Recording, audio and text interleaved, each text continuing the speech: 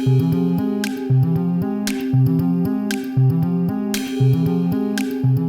everyone, Adrian Groenewald of Global Leadership Platform. It's wonderful to be with you as always, and this is our Global Leadership Conversation 1, where I speak to leadership experts, influencers, authors all over the world, on every continent, about our global leadership crisis.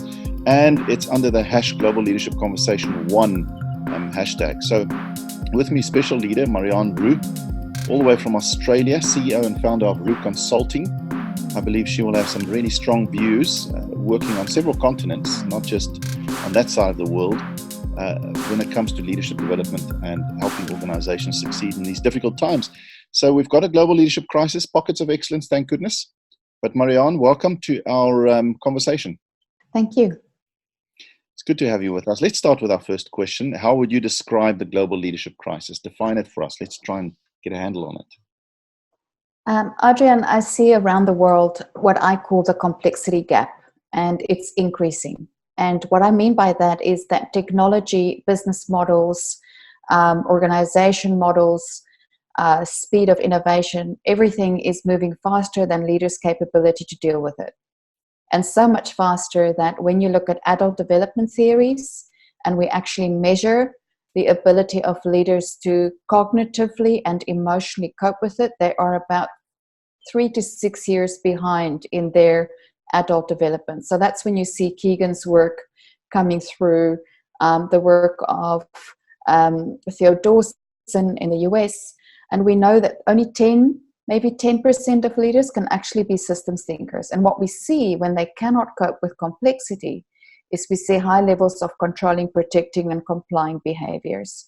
And that's when you start to see the breakdown of morals and ethics with these big corporate scandals, that when you see all these socialized minds, you start seeing leaders like Trump and Boris Johnson coming through because people want these hero leaders to come and save them because they're not self-authoring.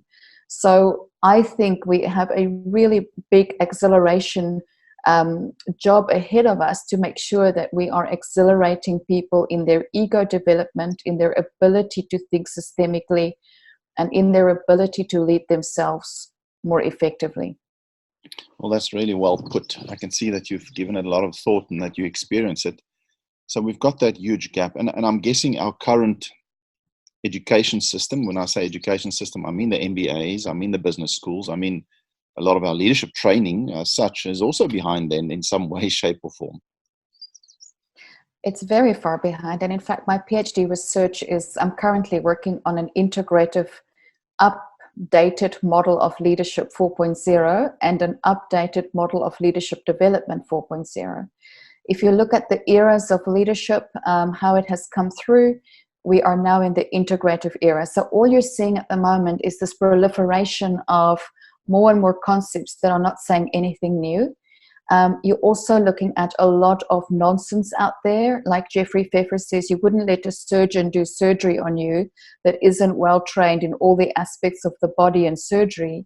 Yet we have so many providers out there with very low levels of skill in psychology, in adult development, coaching and developing leadership programs and selling them into the business world. We need a complete rethink of what leadership is and how it is developed. And at the moment, we don't have a good agreement around what that looks like. No, agreed. And I think that's our small little contribution to start a global conversation and to have a platform on which we can start, gathering all things leadership. But that's just a start and it's very audacious. So therefore, our second question to you with this very interesting backdrop is, what is the most important attribute or quality, leadership attribute or quality that we need to develop or improve or awaken in leaders if we are going to turn around this global leadership crisis?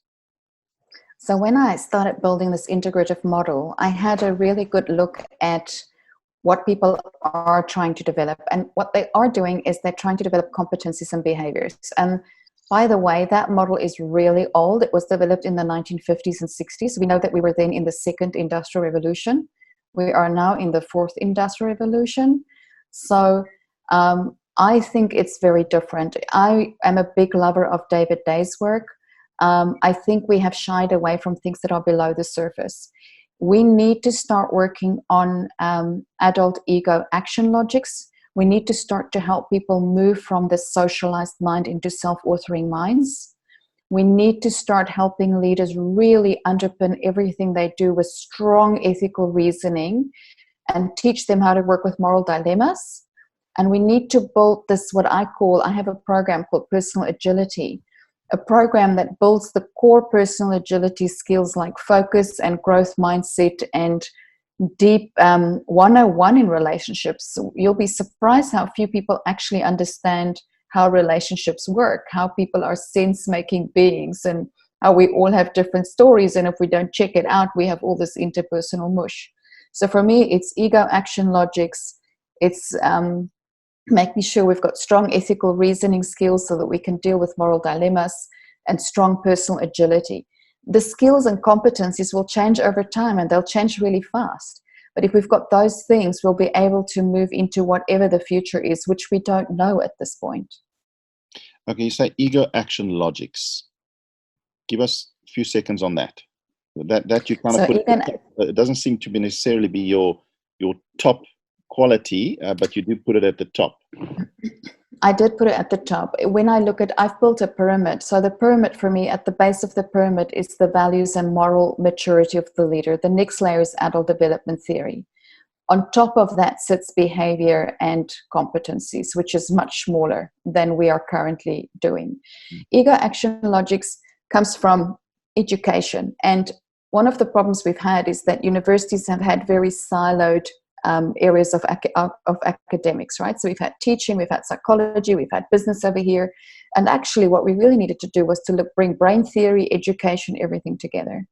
Ego, action, logic says that there's soft and there's hard ego, action theory. Soft theories says that I have an ego mindset that I am attracted to. So I might love being an expert. One of the biggest challenges we have with leaders is that their self-worth is tied to being the expert, or their self-worth is tied to being a diplomat that always avoids conflict, or their as we see with some of the leaders, unfortunately, that are leading countries right now, is this bully political mindset that, I don't care, I can do whatever I want. And these three are all very immature action logics and can do a lot of damage when people are in very senior roles. They're not necessarily bad in themselves. I mean, if somebody's a salesperson at a more junior level, some of those things might be helpful. If somebody is a real technical expert at that level, that might be helpful. But as you start to step into leadership, you've got to come into what we call post-conventional action logics. You've got to start to see the bigger picture. You've got to start to check your own assumptions, check your own mindsets, understand why you think certain things, really be able to hear other things clearly and weigh it up and take multiple perspectives into account. You've got to be able to see patterns. You've got to be able to start to work from principles and values. And you can only do that if you step out of early action logics and into post-conventional. But they are very hard to develop and they take a long time. And very few leadership development approaches are willing to take the hard yards of understanding individuals' learning trajectories and building things that are appropriate for those, and also really moving people at pace through those ego action logics so that they can have what we call bigger minds. For me, that is absolutely critical. Leaders have got to have bigger minds, not just more competencies. It's a vertical development play as opposed to a horizontal development play. Okay, so let's just spend a minute or two on the development thing. I know we're doing so much in a short conversation just to get your voice out there, but so what is the underlying theory, essence theory of how to develop leaders in order to do these or to have the right ego action logic? You say logic, say, and more. You mentioned self-authoring. We know we can't send people on the listed companies are sending people on age-old training programs where they say, okay, these are the 5 competencies you want in our business, and now you go away and give us modules around each of these 5 competencies, and maybe in between we'll do some exercises, the age-old stuff. And if you're lucky, you're going to get a coach, and that's going to cost a fortune, and everybody has a different coach, and none of them are using the same philosophy, so that doesn't work. So what's Look, for me, there's some really, really interesting things. When you study, if you go to the lectica.com site, I'm trained in the LDMA. It's one of my favorite tools. Um, one of the things that we know is we work with VCOLs, virtual cycles of learning, virtuous cycles of learning, right? So you really want to be following virtuous cycles of learning, and make sure that you really build that into your learning design. She also identified 7 reflective analytical skills that are at the core of leaders moving through levels of thinking. Now, Elliot Jack did great work, but he only looked at capacity. He never actually looked at capability. And so with the skills series of Fisher and Dawson, what we see now is that there are actually 7 reflective analytical skills that we can teach leaders through a journey, and it has to be a journey. It has to be a learning journey. This is where new technology helps us, right? I can, and it has to be driven by the individual themselves. So people have got to be able to track, they've got to be able to pull the learning, they've got to be able to do reflexive learning, have a learning journal, have a coach, have an interaction they can go to, have a video they can click, have an immersive workshop they can attend. But it's got to be a long time learning journey. And our development's got to start to do the 5 moments of need. We've got to move away from the old Kirkpatricks and all these things. These things are all 20 to 50 years old. It just doesn't work anymore. You learn something new for the first time, then you might learn something that just extends your knowledge. But the only time you really learn is in application. What do we do for people when there's application? Where's the performance support? Can I click on something? Can I watch a video? Do I have a toolkit I can go to? And what if in the next moment, my whole team gets restructured and we get merged into another business, and I need to now know this thing that you taught me, how do I use it in that context? Where do I get support for that? And then when do I know that this is actually not the right skill, even though you taught me this thing, it's no longer relevant? How do I know how to judge that? So we have to teach people how to learn, learning to learn, and then we have to provide them with lifelong learning journeys that has virtuous cycles of learning embedded, built on 7 reflective analytical skills that build it over time, built on personal agility frameworks that build that internal growth mindset, focus, those kind of things that make us really robust. We have to think very, very differently about development. Marianne, Roux, thank you so much, CEO, founder of Roux Consulting, all the way from Australia. I hope we can have more conversations. I can see you're sort of at the cusp. You're trying to be on the fringe, or at the fringe, or wherever, of leadership development and what we're trying to uncover with these global conversations. So just before we let you go, what's interesting about the city where you live? If someone comes to Australia, just quickly tell us. Of course. Well, of course, Melbourne now has for 3 years in a row, we've been either number 1 or number 2 most livable cities in the world. Okay.